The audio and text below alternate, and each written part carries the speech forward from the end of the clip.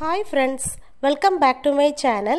இன்னைக்கு நம்ம பார்க்க போறது ஒரு சூப்பரான சிம்பிளான ரெசிபிங்க. ரவையை வச்சு புட்டு எப்படி செய்யறதுன்னு தான் பார்க்க போறோம். இதுக்கு தேவையான அளவு ரவை எடுத்துக்கிறேன். இந்த ரவை ஆல்ரெடி ரோஸ்டட் ரவை தான். பட் இருந்தாலும் இப்படி செய்யும்போது நல்ல வாசனையா இன்னுமே இது சாப்பிடணும்னு தோணும். அந்த அளவுக்கு நல்லா டேஸ்டா இருக்கும். இப்போ தேவையான அளவுக்கு ரவை எடுத்துட்டு நல்லா பொன்னிறமாகிற வரைக்கும் வறுத்தி எடுத்துக்கலாம்.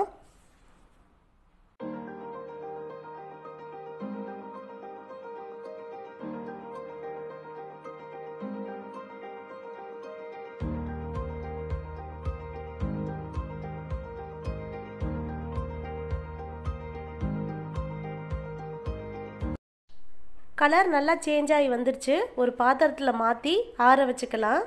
ஆறுனதுக்கு அப்புறமா இதில் தேவையான அளவு உப்பு சேர்த்துருக்குறேன்.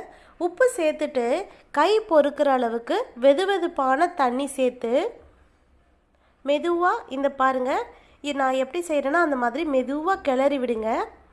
நம்ம நார்மலாக வறுக்காமல் செய்கிற புட்டுக்கும் வறுத்த புட்டுக்கும் நிறையவே வித்தியாசம் இருக்குது. ஏன் நான் இதை அப்படி சொல்கிறேன்னா, வறுக்காத புட்டு, அதாவது வறுக்காத ரவையில் தண்ணி சேர்த்தோன்னா கட்டி கட்டியாக ஆயிரும். ஆனால் இதில் அப்படி கிடையாது, நல்ல உதிரி உதிரியாக வரும்.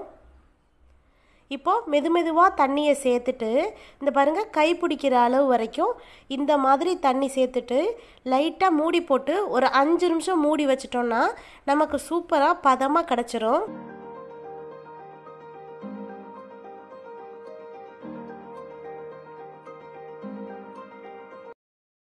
அஞ்சு நிமிஷத்துக்கு அப்புறமா நல்ல ஈரப்பதமாகி சூப்பராக ரெடி ஆயிடுச்சு. இப்போ இதில் நல்ல கட்டி எல்லாமே உடச்சி விட்டுட்டு தேவையான அளவுக்கு தேங்காய் துருவல் சேர்த்துக்கலாம். சேர்த்துட்டு உங்களுக்கு ஒரு ஃப்ளேவர் பிடிச்சிச்சு அப்படின்னா இதில் ஏலக்காய் தூள் கூட சேர்த்துக்கலாம். சேர்த்து நல்லா இந்த மாதிரி மிக்ஸ் பண்ணிக்கலாம். நம்ம தேங்காய் துருவலோடு சேர்த்து நம்ம மிக்ஸ் பண்ணி விட்டு வேக வைக்கும்போது நல்ல ஒரு வாசனையாக இருக்கும்.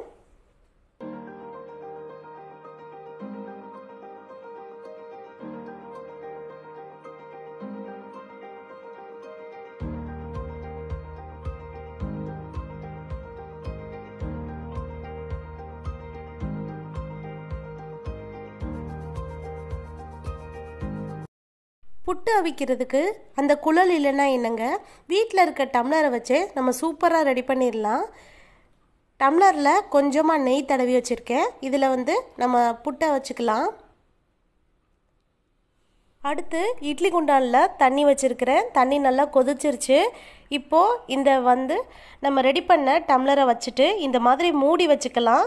உங்கள் இட்லி குண்டானில் தண்ணி மேலே வரும் அப்படின்னா இப்படி மூடி வச்சுக்கோங்க. இல்லை அப்படின்னா சும்மாவே வச்சு ஒரு 10 நிமிஷம் கழித்து எடுத்தோம் அப்படின்னா சூப்பரான புட்டு நமக்கு ரெடி ஆயிரும். கண்டிப்பாக உங்கள் வீட்டில் எல்லோரும் ட்ரை பண்ணி பாருங்கள். இந்த வீடியோ உங்கள் எல்லாருக்கும் பிடிச்சிருக்குன்னு நினைக்கிறேன். வீடியோ பிடிச்சிருந்தா லைக் பண்ணுங்கள், ஷேர் பண்ணுங்கள், மறக்காமல் நம்ம சேனலுக்கு சப்ஸ்கிரைப் பண்ணுங்கள். இந்த வீடியோ பற்றின கமெண்ட்ஸை மறக்காமல் கமெண்ட் பாக்ஸில் போஸ்ட் பண்ணுங்கள்.